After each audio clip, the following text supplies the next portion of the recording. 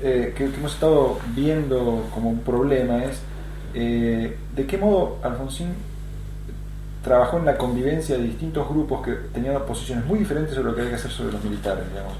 ¿Cuál era la idea que él tenía de cómo iban a convivir esas distintas facciones o iban a converger en su política? Porque no está muy claro eso. Pero,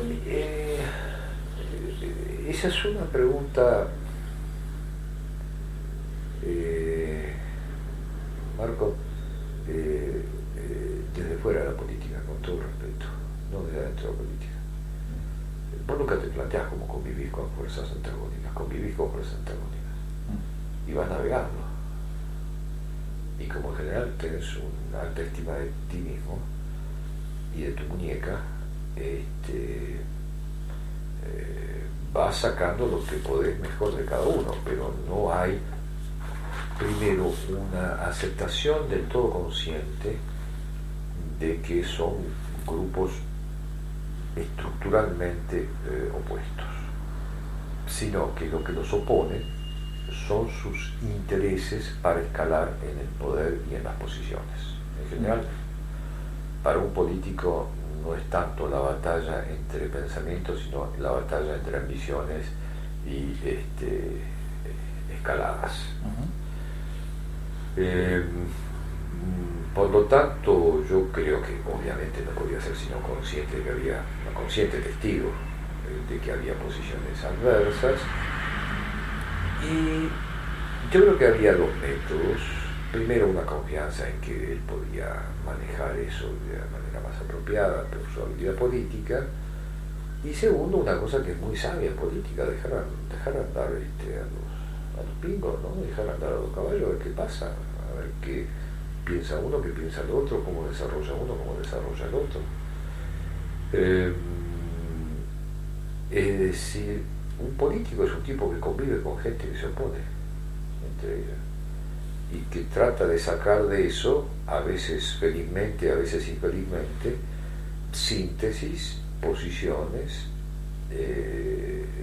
pero que no está para nada asustado de que esté rodeado por tipos que se contradigan entre sí. Ese es su juego, al contrario. Si no está preocupado, porque ahí ejerce el liderazgo, en el arbitraje ejerce el liderazgo. ¿Qué pasó con este caso en particular? En este caso en particular, Alfonsín influyó muy fuertemente. Alfonsín, si vos lees el número 1 de Propuesta y Control, que sale muy rápido después del golpe, relativamente rápido, tiene una posición posibilista, ¿no? Lo que se llama posibilismo radical, donde la idea del mantenimiento del diálogo, de buscar los espacios, de los halcones y las palomas, por ahí abajo está en la biblioteca eso, ¿no? Está presente, no sé cuál es, no me acuerdo ahora cuál explícito está, pero está claro que no había había una posición de fuerte defensa de los derechos humanos, había una posición democrática, pero vamos a tratar de navegar estas turbulentas aguas. Y poco a poco va a ir asumiendo una posición de pelea de todo este asunto. Entonces, como todas las cosas, ¿viste? Ahí, en realidad, todo el mundo está de acuerdo a la hora del bla bla. Entonces, la conciencia sobre el nivel ahí, en la LIN y todas nuestras reuniones clandestinas, porque la LIN fue la parte cuando empezamos a salir a la superficie, pero todo lo anterior, ahí no había ninguna duda del nivel de represión.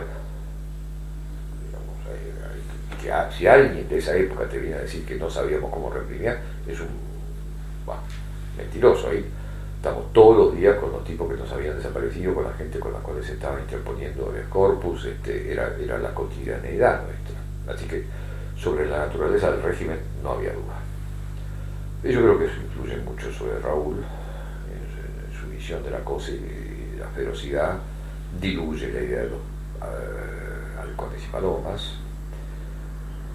Y bueno, obviamente está la realpolitik de algunos, que se va a hacer explícita más al final, cuando los milicos empiezan a autogastarse, cuando se empiezan a serruchar en la rama donde estaban sentados, que antes, ¿no? El grupo nuestro, como vos sabés, es un grupo radical con R minúscula, que tenía 2 o 3 principios básicos en términos de realpolitik, que era tenemos que hacer todo lo que sea necesario para que la opinión pública, el pueblo, tome conciencia que no es la ronda catonga de vuelta. Es decir, que acá no va a haber ningún gobierno democrático para ser sucedido otra vez por un golpe militar. Y que para evitar eso, que nos tiene encerrados desde 1930, la principal condición es que no gane el peronismo hijo de Isabel de una u otra manera, o el peronismo incluso renovador, o lo que va a venir después, pero digamos lo que se insinuaba como renovación. Esa es la primera condición. Y segunda condición, gobernar con poder. Es decir, hacer desaparecer la idea de que el radicalismo es débil, de que el radicalismo son buena gente, pero a la hora de la verdad no pelea. Así que yo te diría que con el transcurso de los años la posición se va clarificando, y obviamente cuando llega el momento después de Malvinas, el gran momento es Malvinas, la discusión que ya hemos discutido, ¿no? Pero después de Malvinas es el momento en el cual se plantea el tema de derechos humanos, y ahí claramente nos dividimos fuertemente. La pelea es una pelea enconada entre nosotros. Insisto, y a muchos correligionarios verbalmente muy valientes para dar la pelea, pero que a la hora de tomar las decisiones creían que no íbamos a tener la capacidad para enfrentar la respuesta militar, o la respuesta, digamos, del status quo de los tipos que iban a defender la posición de los represores. No entendían nada, no entendían, como la mayoría de estos pequeños dirigentes políticos que se creían los políticos de la Argentina, no entendían nada de lo que pasaba en Argentina, no entendían nada de lo que pasaba en la sociedad. Su capacidad no era más que la de una fuerte habilidad de congregación clientelar. Eran muy buenos padrinos, podían juntar votos aquí y allá y hacer operaciones que por supuesto muchos de nosotros no sabíamos hacer. Ahora de la Argentina no entendían nada. No entendieron lo de Malvinas porque se pusieron a lo de Malvinas, no entendieron los derechos humanos porque se pusieron a los derechos humanos, no entendieron la posición sobre la patria financiera porque se pusieron a las reformas sobre la patria financiera, digamos, lo que yo calificaría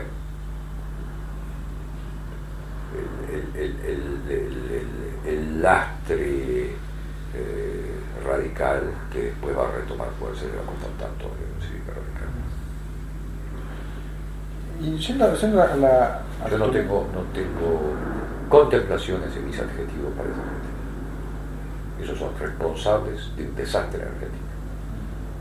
Son responsables de un desastre en Argentina.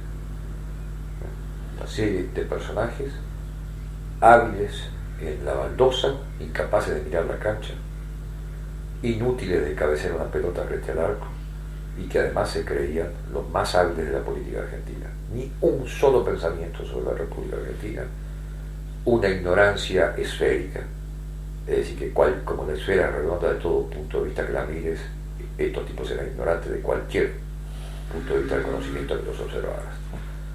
Lo que tenían era la capacidad para entregar cosas que en la cotidianidad política son útiles. Arreglar con fulano, arreglar con menganito, las fichas de sutanito. Es el típico caso del empresario que cree que porque maneja bien una empresa puede manejar bien un país, o del ignorante que piensa que porque se puede pasar de 0 a 100 metros subiendo una escalera se puede por la misma escalera llegar a la luna, e ignora el principio de gravitación universal. Bueno, esto ignora la existencia de los Estados-naciones, la misma cosa. A eso le costaron al radicalismo, esta muerte del radicalismo que estamos presenciando, y su hegemonía en el radicalismo, y los que le dieron espacio a esta gente en el radicalismo son los responsables de la muerte del radicalismo que estamos presenciando. Bueno, pero en ese sentido no se seguiría de eso una gran responsabilidad política de Alfonsín en todo esto. ¿Cómo? Alfonsín fue un gran dirigente político.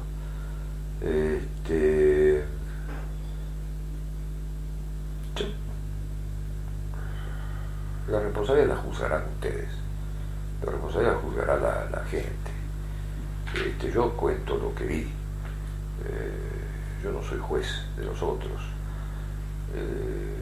Si no hubiera habido Alfonsín, no habría habido ni siquiera posibilidad de que alguien planteara la responsabilidad de Alfonsín. Alguien planteó la responsabilidad de Alfonsín porque existió un liderazgo que en ese momento no existía y que se plantó como se plantó. No, son los que se obviamente mostraron indispensables. Todos somos responsables de alguna parte de los errores.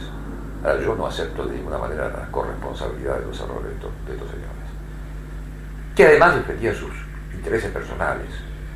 Y cuando digo intereses personales, quiero decir intereses personales, no necesariamente intereses políticos personales, asociados a las cosas más oscuras y que no tuvieron ningún problema nunca, que supieron viajar a Estados Unidos, que supieron salir de este país y que por milagro estuvieron siempre bien protegidos. No. Alfonsín, si tuvo un pecado, es que dejó hacer. Pero naturalmente en política vos no podés hacer todo. Tener la concepción, tener los tipos que te operan, tener los tipos que te discuten con gente con los cuales precisas su apoyo.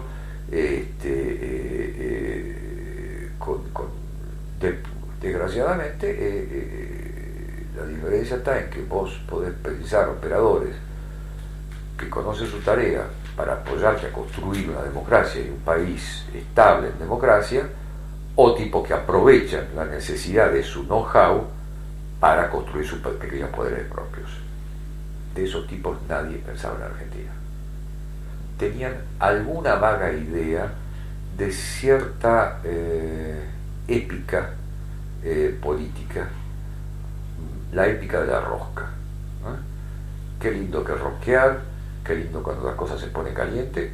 Muchos de ellos eran tipos muy valientes en términos personales y en términos físicos, no estoy hablando de acá de cobardes. Pero había ese gusto por la pelea, la lucha y qué sé yo cuánto. Lo calamitoso, lo desastroso era su ausencia total de ideas sobre la nación y sobre la Argentina y a dónde se dirigía este país. Entonces, en términos muy macro, vos dirías que en el 83, 84 había como una agenda virtual posible para la Argentina, pero no había personal político, masa crítica de personal político. Había masa crítica, había los argentinos, creo que juntamos un conjunto de gente con capacidades para poder dirigir y administrar este país.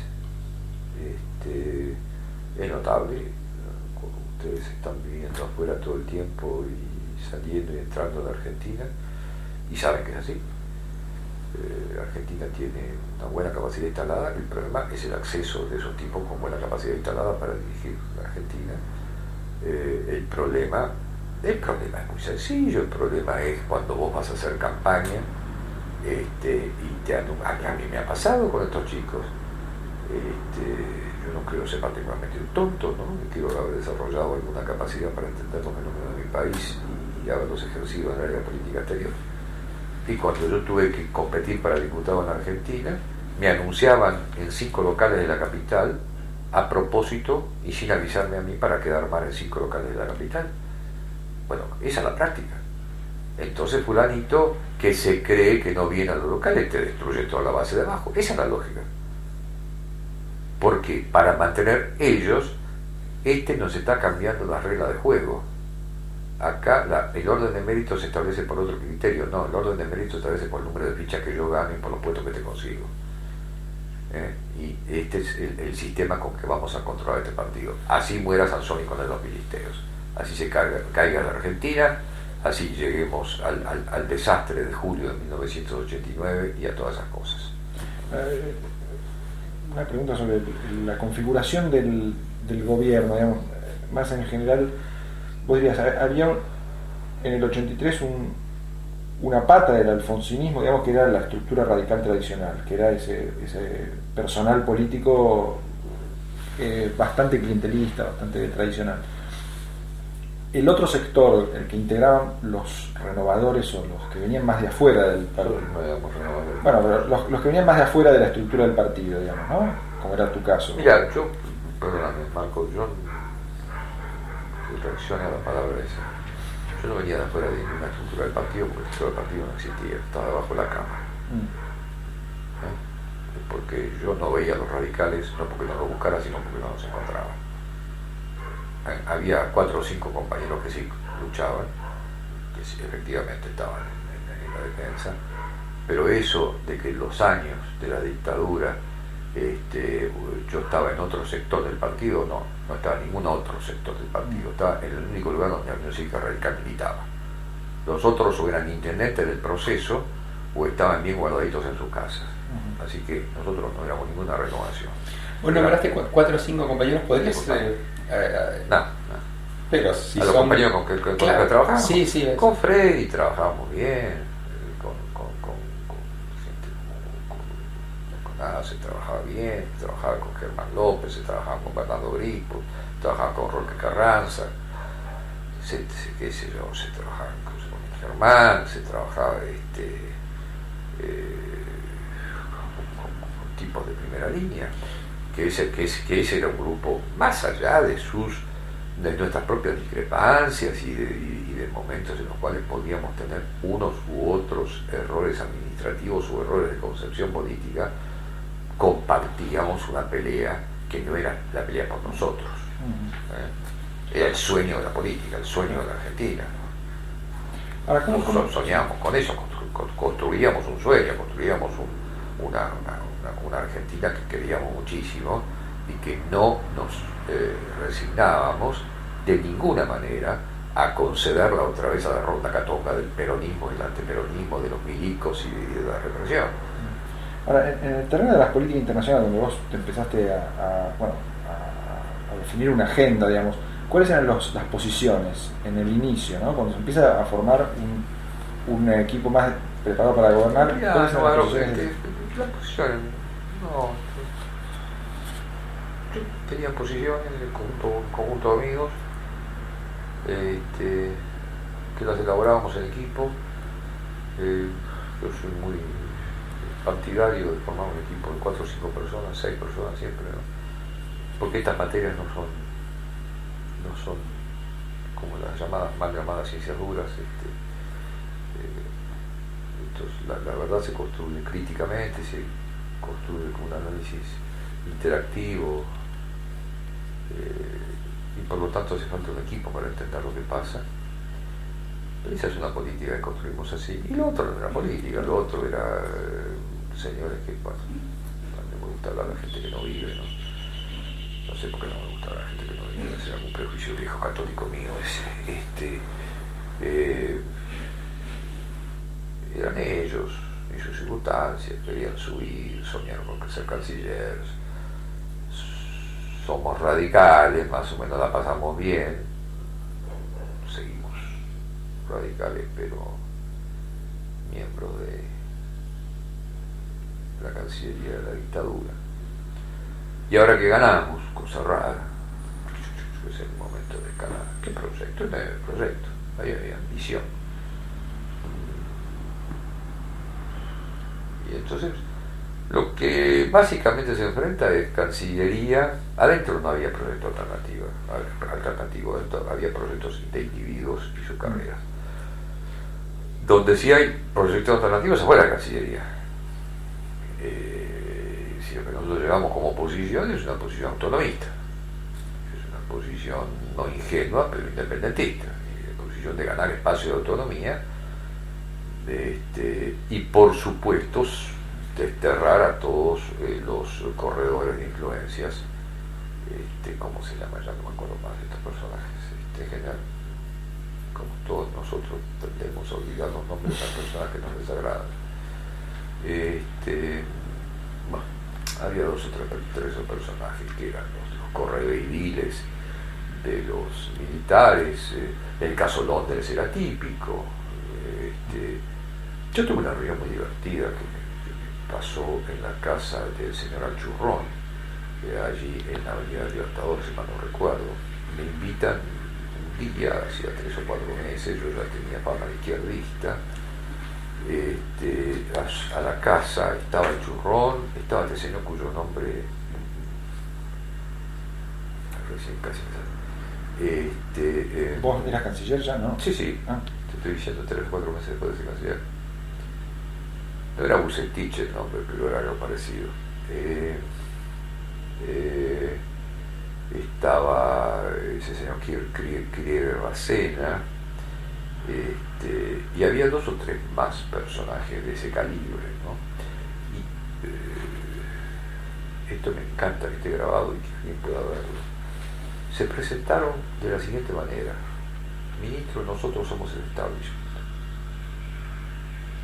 Claro, bueno, yo que siempre había sido reticente a teorías conspirativas y que a las categorías que simplemente uno usa para el análisis y después las incluye como datos de la realidad, me encantó, me impactó, transformó mi visión de la historia, de que alguien se definía como nosotros somos la conspira, y realmente era el establishment, era la patria financiera, eran los tipos que tenían la manija, eran los ex socios de los criminales. Ya me voy a acordar el nombre ese que mi memoria se resiste a incorporar en las palabras. Bucich se llamaba ese señor. Y entonces, ¿qué me plantea? Plantea de qué lado de la barrera está.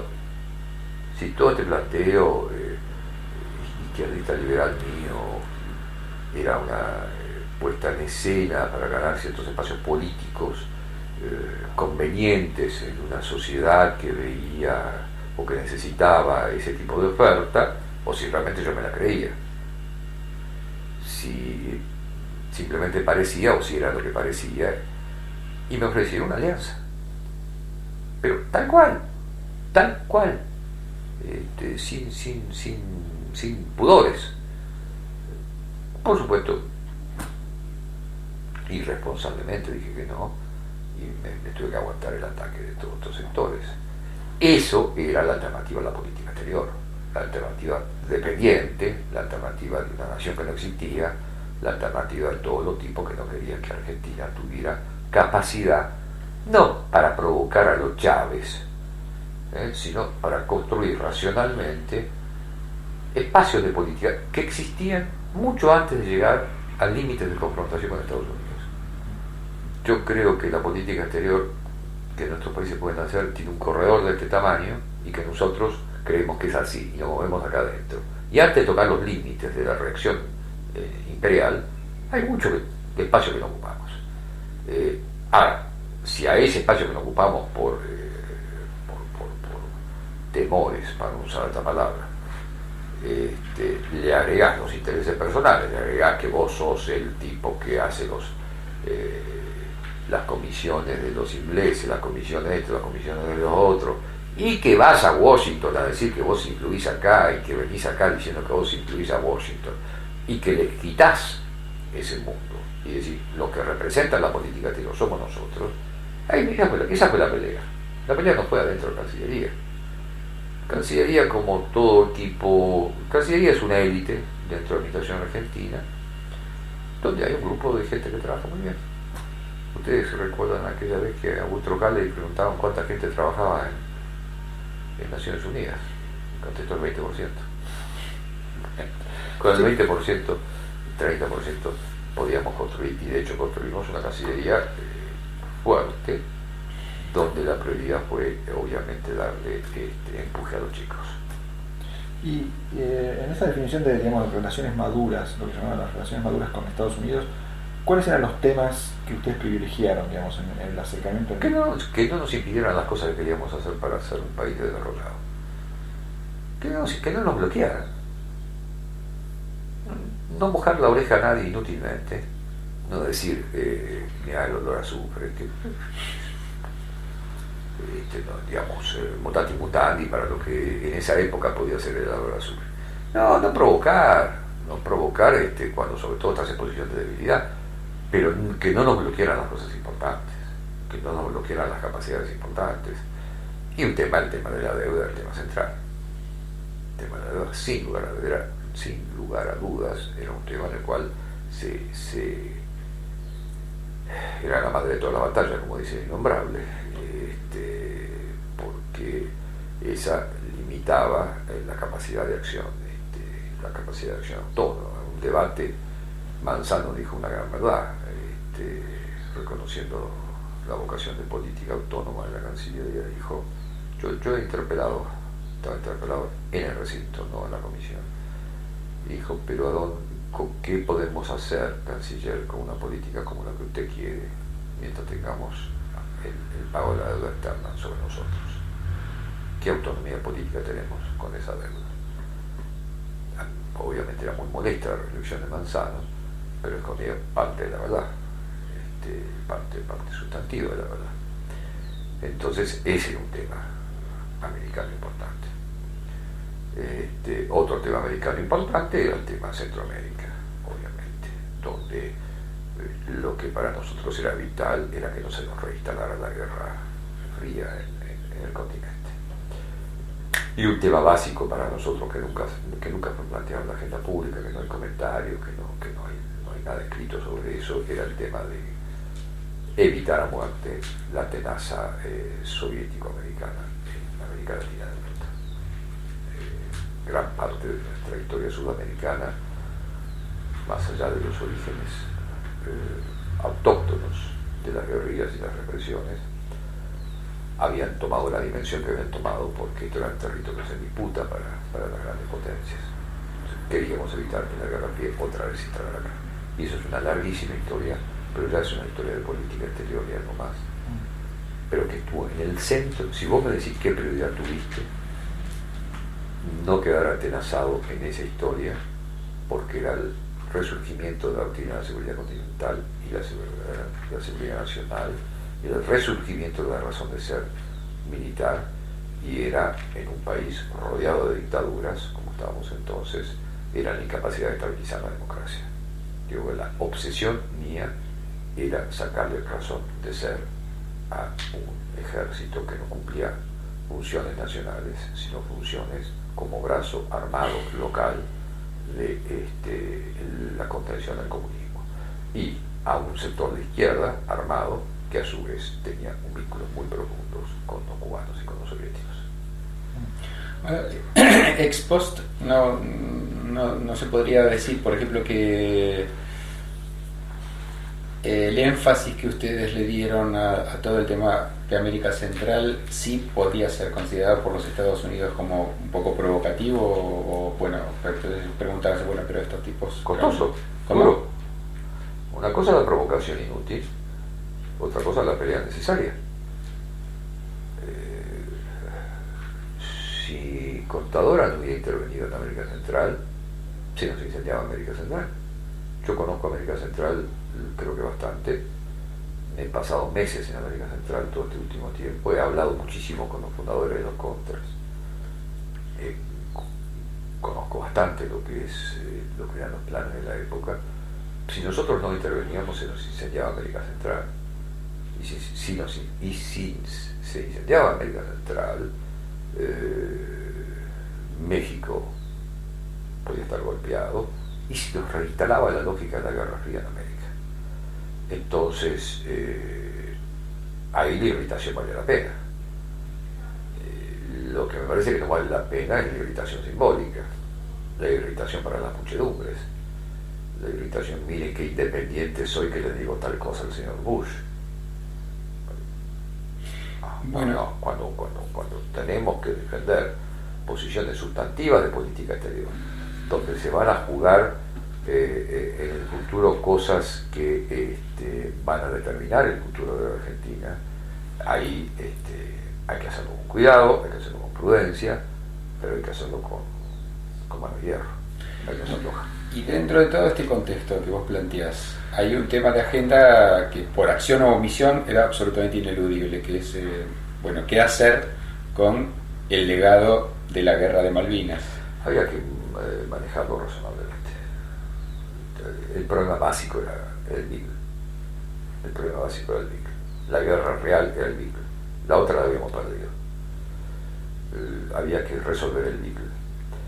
Habiendo resuelto el Beagle, quedaba claro que podíamos tener una reacción pública que mirara con espíritu crítico la posición nacional de la Cancillería y del Gobierno Nacional.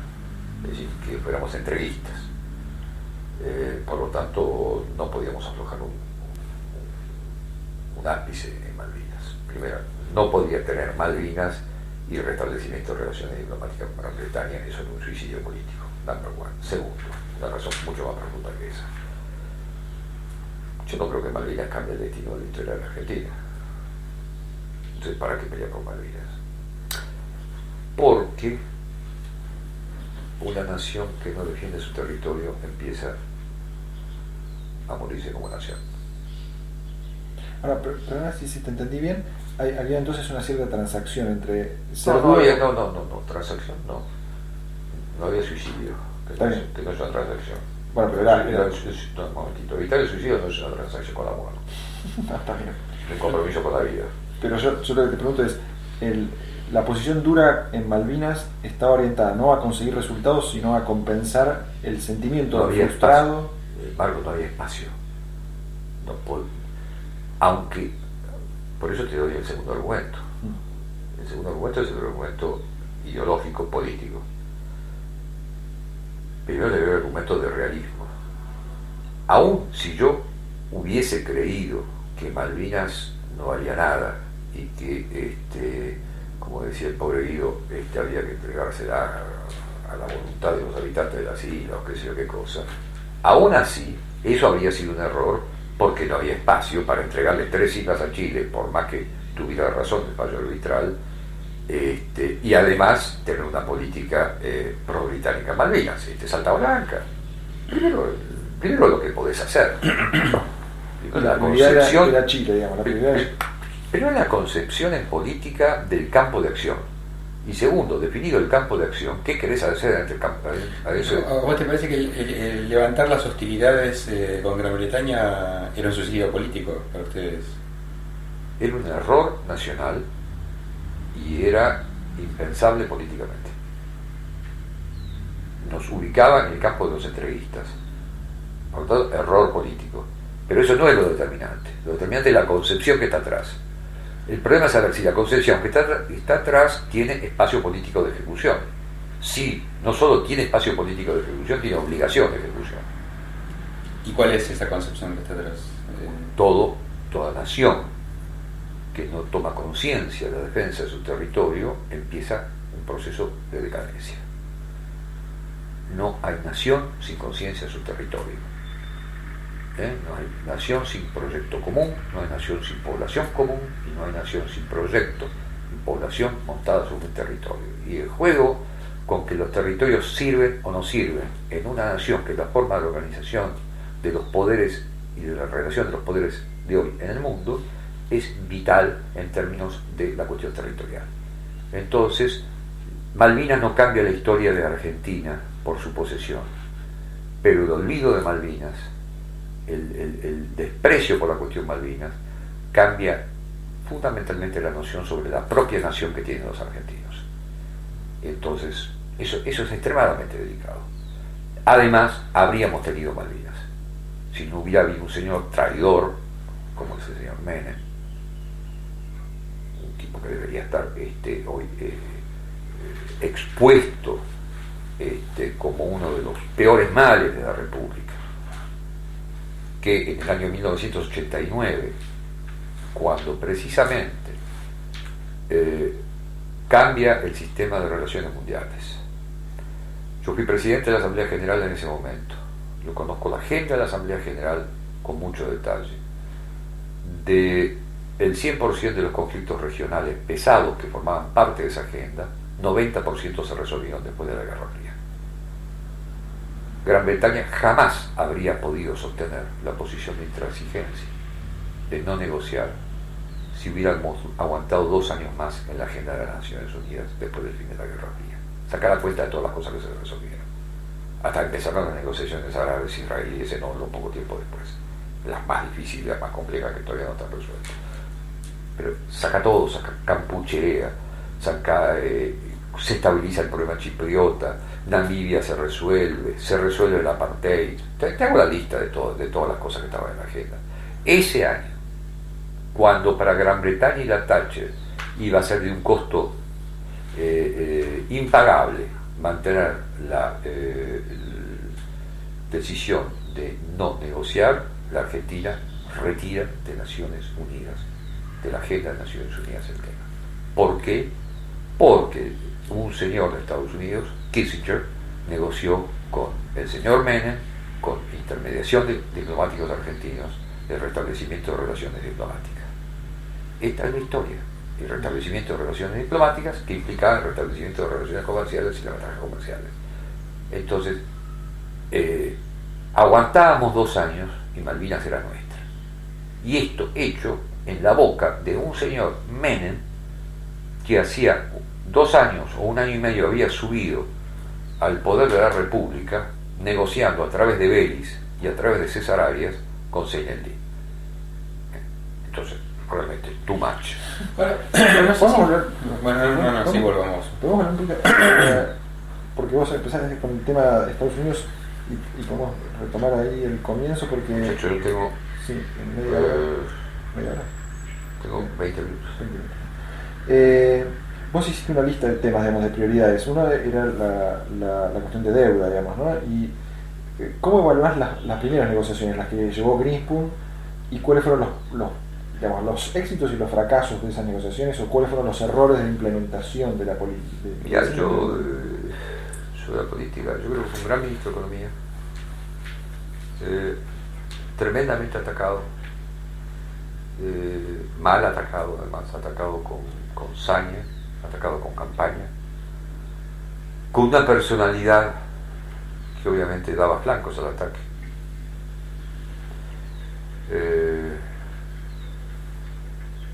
Creo que, con enorme respeto por su capacidad, el principal error de política económica fue el problema de la política monetaria y no una suficiente concentración en la gravedad, en la importancia de la política monetaria, ergo la política antiinflacionaria. Ahora, en el terreno de la deuda da la impresión de que ellos esperaban más ayuda de Europa y de Estados Unidos. Absoluto. ¿De Europa? Nunca esperamos ayuda de Europa. Algo que se suele decir sobre la... Sí, yo me gustaría que... ¿No esperaban ayuda de Europa? Estados Unidos? De Europa, había que pelear todo. ¿Pero de Estados Unidos? Había que convencerlos, había que esperar ayuda, había que conquistar.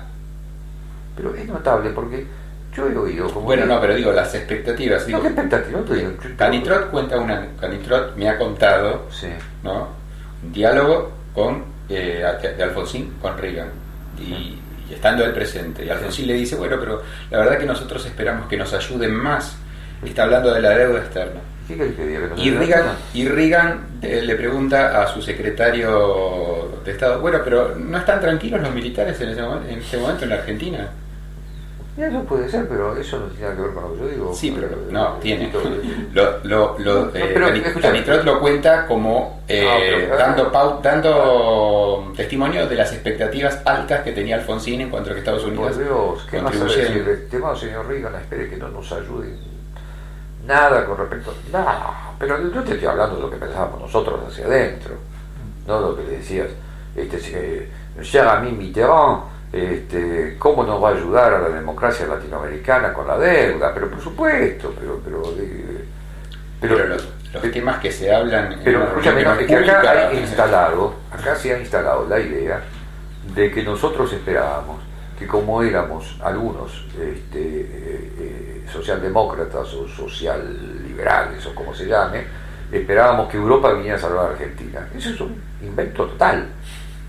Nosotros veníamos de la política, hacíamos política, y nadie le regala la felicidad a nadie, y menos un gobierno le regala la felicidad a otro gobierno a costa de medio punto en la encuesta, no de la encuesta, no de la elección. Pero no éramos nene de pecho, sabíamos que nadie nos iba a dar nada. Por supuesto, los íbamos a meter en todos los bretes morales, puesto que Madame Mitterrand se iba acá o venía aquí a predicar las buenas costumbres en materia de derechos humanos, a los cuales estamos tan agradecidos, que también predicaran las buenas costumbres en materia de deuda, y en materia que la deuda era política, que la deuda había sido generada por una brutal especulación financiera que había levantado los precios de los intereses, el nivel de los intereses de una manera impagable para nosotros. Esa era otra historia, esa era otra pelea. Y además lo que nosotros siempre quisimos hacer es politizar el tema de la deuda.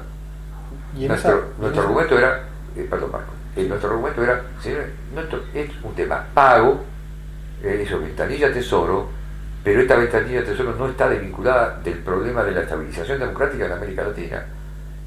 Se les va a desestabilizar la democracia, se les va a desestabilizar. Bueno, ese era el argumento nuestro. Ahora que esperáramos que la bondad surgiera naturalmente de la concepción moral solidaria de los Estados Unidos de Norteamérica y del pensamiento socialdemócrata europeo para ayudar a los indios patagones que somos nosotros, para pagar la deuda, pero no. Pero en esa pelea, ¿qué dirías vos? ¿Cuál fue tu balance? ¿No? En esa La pelea, perdimos. ¿La perdieron porque no había forma de ganarla? La perdimos porque era más fuerte, la perdimos porque no llegamos al fondo.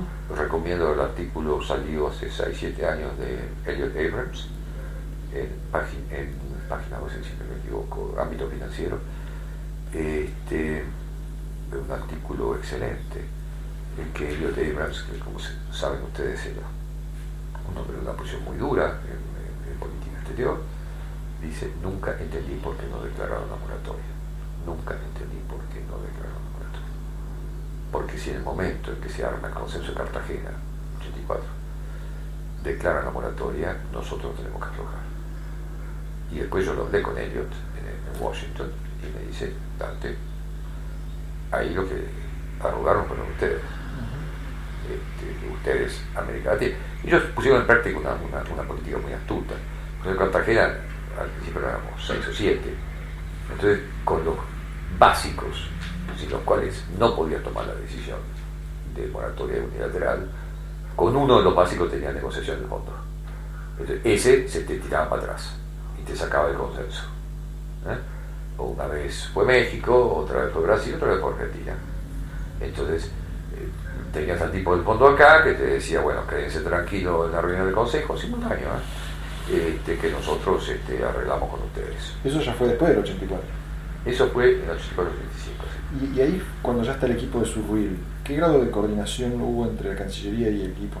Menor que la que había con Bernardo. ¿Y por qué eso? Porque no se entiende bien. Porque entiendo, con todo respeto por Juan, que hubo un reclamo, pero esto no me consta. Estas son las cosas que me comentaron, de manera que no me consta realmente, y puede ser un error, que Juan pidió que el tema de la deuda saliera totalmente del ámbito de Cancillería. No sé si lo hizo, no lo hizo, si lo pidió, no lo pidió. Si lo pidió tampoco es una aberración haberlo pedido. El tipo del ministro de Economía tiene el mayor tema económico, puede pedir el monopolio sobre la negociación sobre el tema. Sucede que el tema era económico, digamos, yo tendría respuesta a la posición de él, y la respuesta sería que ese es un tema económico y político, que había que pelear por los dos frentes, y que había que evitar esto que hacían en los Estados Unidos, separar la ventanilla del Departamento de Estado de la ventanilla del Tesoro. Había que juntar las dos ventanillas, porque si ibas con los muchachos del Tesoro, allá y hasta ahí te mataban. Pero ahí se corta la relación, y la Cancillería deja totalmente independientemente de que sea cierto o no, insisto. Que eso fue motivado por economía. No sé. Pero ahí se corta toda participación de la Cancillería en la deuda, a pedido expreso del doctor Alfonsín. Ahora, la otra cuestión que tiene que ver en la lista de temas que vos marcaste como temas de autonomía es la cuestión del tema nuclear y el cóndor. Sí, el tema nuclear aparece circunstancialmente. El tema del cóndor no aparece nunca. Nunca. A mí no. Ningún funcionario de los Estados Unidos durante casi 6 años de gobierno me menciona el tema cóndor. Eso me llama extremadamente la atención porque hay... Bueno, como suelo decir la verdad. No. ¿Pero se discutía a otros niveles o vos no tenías ni siquiera esa noticia? Escuchame, es un misil, se discute a mi nivel, yo estoy a nivel de un misil. Sí. ¿Cómo que no? Pero yo lo he visto a Schulz, que 20 veces hemos estado con Schulz, yo he estado con Schulz mano a mano. Te digo que nuestras conversaciones eran conversaciones buenas en el tono humano y en el tono de aprecio, pero enérgicas en las discrepancias. Había siempre la cuestión de ratificación del Tlatelolco y TNP, esa aparecía siempre. El embajador Kennedy venía regularmente a Argentina y trabajaba con Jorge Sábato sobre la cuestión nuclear. Nosotros buscamos el sistema de salvaguardias regionales, como sabés, y toda la cuestión con Brasil para precisamente resguardar nuestra capacidad de desarrollo pacífico nuclear. No hay que olvidarse que en el 83 llegamos al enriquecimiento de uranio. Ese era un tema más presente, tampoco era número uno en la agenda. Venían misiones sobre el tema. Yo no sé si Schulz había una vez que me ha nombrado el tema, 2 veces quizás. Digamos, ciertamente no tengo un recuerdo indeleble. Del cóndor, Schulz nunca abrió la boca. Que alguien, hablé con Raúl Alconar el otro día, que comentábamos esto, creo que no Schulz, en defensa sí hicieron alguna gestión, pero eso no, lejos de constituir un tema de agenda, no existía en la agenda. El cóndor aparecía solo en las reuniones de prensa que yo hacía cuando viajaba, preguntado por un periodista británico. Ahí aparecía el cóndor. ¿Y de parte de ustedes cómo era considerado el cóndor? ¿Como parte de una estrategia de equilibrio regional? ¿Como parte de algo más amplio? Como parte de su desarrollo, querido, porque no sabíamos la tercera parte de lo que pasaba con el cóndor. Nuestro nivel de conocimiento acerca del desarrollo real del cóndor era inconcebiblemente bajo para un estado razonablemente desarrollado. ¿Y eso qué lo atribuye? ¿Cuál era eso? Desarrollo. Al que había espacios, al que había bolsas de autonomía en un tema en el cual debía, como yo no estaba enterado de todo lo que pasaba con el cóndor. Yo sé, pero hablé con Raúl, sí, hasta dónde estaba enterado Raúl. Bueno, las versiones que nosotros tenemos de algunos militares es era una pieza de intercambio con la Fuerza Aérea, era la forma de mantener la Fuerza Aérea del lado democrático, era también una forma de equilibrio con Brasil y Chile porque ya Argentina no podía comprar armas. Compleja explicación para algo que es mucho más sencillo. Bueno, no sé. Ya, con los compañeros ahí de Cancillería, los amigos de Cancillería, había algo que no entendían. Siempre tenían teorías complejas para explicarlo. Yo decía, primero la miseria humana, segundo su desarrollo, tercero la compilación. Y la compilación corresponde al 2% de las posibilidades. La miseria humana, es decir, escalo, te piso la cabeza, esa explica las pasiones, esa explica gran parte de los comportamientos. En este caso no se ve bien. Ahora, yo creo que la Fuerza Aérea parametó el tema, manejó con cuentagotas homeopáticamente la información. Seguramente el lado del gobierno tampoco querían sacarle a la Fuerza Aérea el tema, pero que hubiese un intercambio así, un trade-off tan nítido sobre eso, yo lo dudo. ¿Y sobre las relaciones del cóndor con estados del Medio Oriente, vos tenías información? ¿Había discusión sobre el tema? Nada. ¿Te acuerdas acordás todo lo que dijo el señor Cavallo? De los decretos secretos y de cosas, nunca mostró uno. Los mentirosos. ¿Vos pensás que era fabulación? La No, fabulación es cuando, por ejemplo, Balzac se sentaba en la Loire y escribía El Padre Gregorio. Eso es fabulación. Lo del señor Cavallo es mentira, malintencionada. La fabulación que crea una obra artística y la mentira intencionada que desprestigia al otro, cuando ellos estaban entregando el país, eso no tiene nada que ver. Eso no es fabulación, eso es una mentira indigna del señor Cavallo. Amenazó. Acá están los papeles de los, no sé con qué, a quién, a Irán, a Irak, a Egipto, no sé qué cuerno le habíamos metido la tecnología Cóndor. Cuando llegó la hora de la verdad, no pudo mostrar un solo papel en la Cámara de Diputados, ni un solo decreto secreto.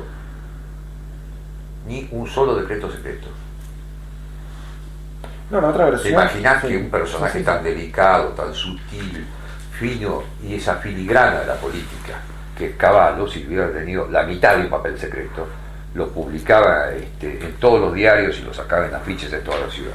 Nada público. Otra versión posible del asunto que he escuchado también de algunas fuentes que entrevistamos es que en realidad la negociación para llevar parte de la tecnología a Irán o Libia o Siria era parte de la estrategia del sector nacionalista seineldinista, digamos, del Menem. Yo qué sé. De eso tampoco. Pero imagínate, ¿qué puedo saber yo de la estrategia Seineldin? Excepto que me quería cortar la cabeza a mí. Pero durante Eso no es una broma, eso no, es en serio. Sí, pero durante Lo dije al pasar, pero no es una broma.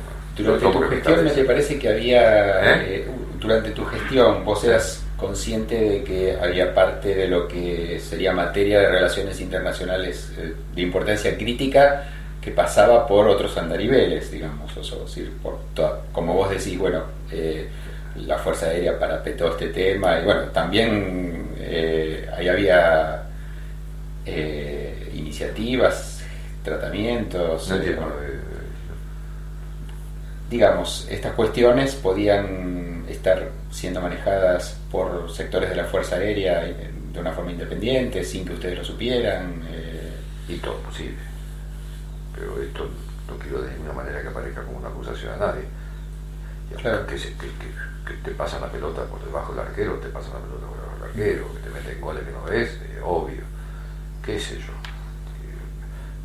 Escúchame, éramos un grupo que no había estado nunca en el comando del Estado. Había un radicalismo que como partido había dejado el Estado en el 66, estábamos en el 83. Había otro grupo que sí había estado con todos los manijas y las capacidades y los contactos internacionales, que en ese mundo te pasen pelotas por arriba si vos preguntás sobre la probabilidad, no la posibilidad, la probabilidad, digo, sí, claro, existe. Conociendo a algunos de los personajes me cuesta creer, pero conociendo a la Argentina puedo creerlo, ¿no? Y volviendo al tema nuclear, ¿hubo discusión respecto de si ceder o no a las presiones o había un acuerdo amplio? Porque digo, las presiones de Estados Unidos eran importantes. ¿En el gobierno? Sí. Amplio. Buen acuerdo. Porque era un punto en el cual Argentina, digamos, podía negociar con Estados Unidos algún tipo de compensaciones, digamos. No. ¿Vos decís hacer trade-off? ¿Intercambio? No. Lo que nosotros queríamos era desarrollar nuestra capacidad nuclear. Lo que pasa es que no puedo decir esto porque parece el argumento iraní. ¿Qué querés que te diga? La verdad que nosotros ganas de hacer guerra no teníamos. Iraní dice, el loco que está en Irán dice las cosas que dice, quiere hacer desaparecer Israel del mapa, quiere matar no 6 millones de judíos, sino todos los habitantes de Israel, Cristo. Lo que nosotros queríamos era, pero vos sabés, con el tiempo, yo la tecnología nuclear a países con alta inestabilidad política no se la daría.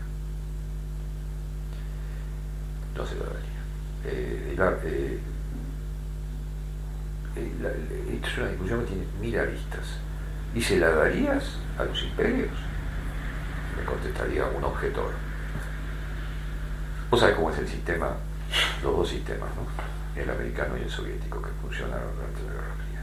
El americano había que dar la orden de disparo, por eso tenía el tipo que estaba al lado del presidente, el maletín, atado con los códigos secretos, que abría, que se lo daba al presidente y el presidente daba la orden con los códigos de disparo. En la Unión Soviética había que renovar cada 24 horas la orden de no disparo. Con lo cual Philippe Delmas, que es un brillante tipo de estrategia en Francia, solamente esta es una demostración, la sexta vía de demostración de Dios. Porque conociendo la burocracia soviética, pensar que durante 45 años efectivamente llegó la orden de no disparar es milagroso. Solamente la providencia puede producir un hecho semejante.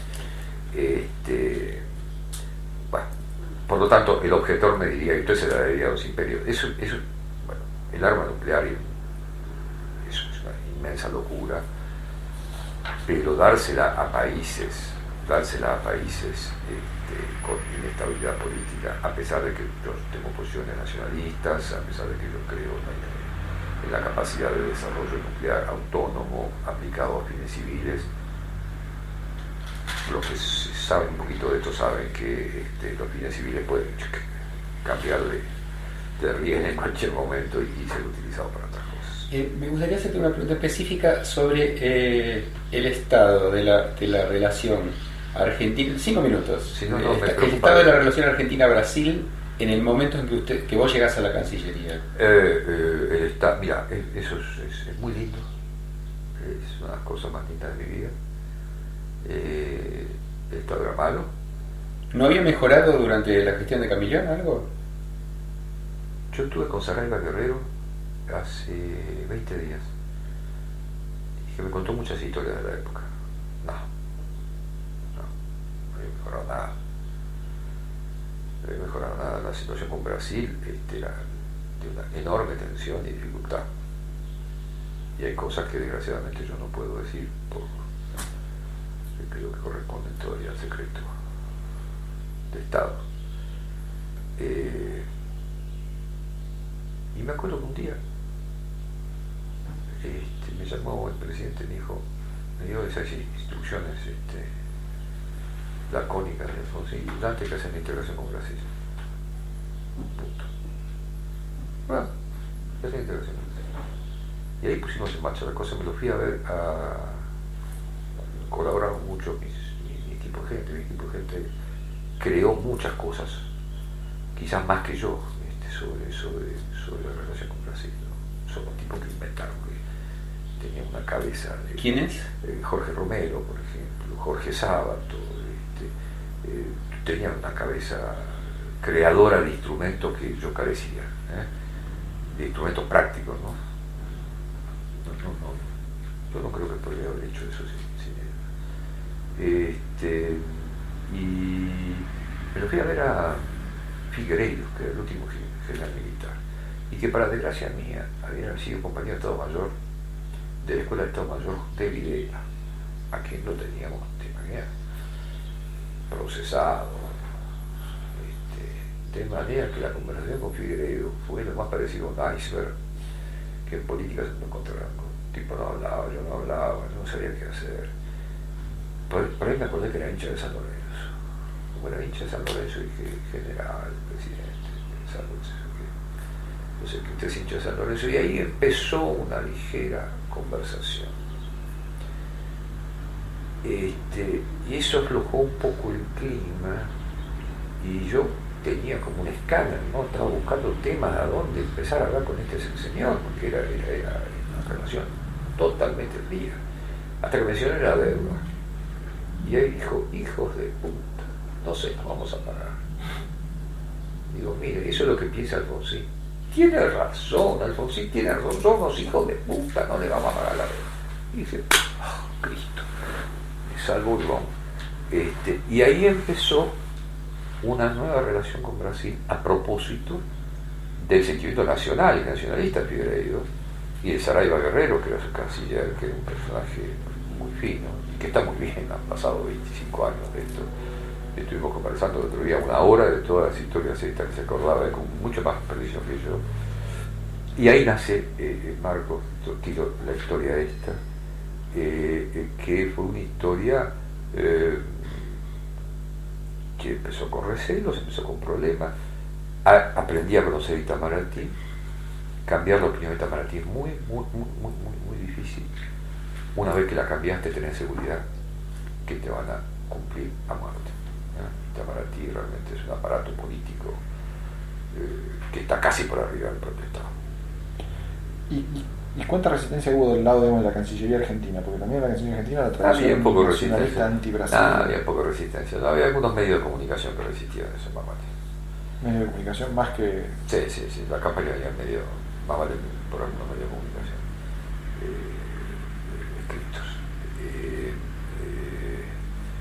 Pero adentro, mira, yo te digo que el entusiasmo que generaba tener el proyecto tapaba toda resistencia nostálgica a la competencia con Brasil, ¿no? Y bueno, después la historia de las otras conocí pública, ¿no? Cómo vamos avanzando con los acuerdos, con las salvaguardias nucleares mutuas, y cómo avanzamos sobre una cosa que es maravillosa, como ejemplo de fracaso. Recién empezábamos con un sistema de computación, ¿no? En el mundo, con diseño asistido, con CAD y con la transmisión a distancia del CAD, y empezamos un proyecto de avión binacional que hoy es el Embraer, que ha ganado, es el primer avión commuter, es decir, de corta distancia en todo el mundo. Es en abandono en Argentina y en un proyecto en Argentina brasileño. Con esta visión de futuro del señor Menem, con esta capacidad para apostar a la Argentina potencia y mandar un cohete al espacio para aterrizar en Japón 2 horas después, abandonamos el razonable avión de 40 pasajeros, que hoy es el primer avión commuter que se vende en el mundo, que lo tomás en Estados Unidos, lo tomás en Europa, lo tomás en todos lados. Cambiamos un cohete por un avión. Por supuesto, mañana yo voy a Japón casualmente con el cohete de Menem. ¿Y cuáles fueron las reacciones cuando ustedes empezaron esta política de acercamiento con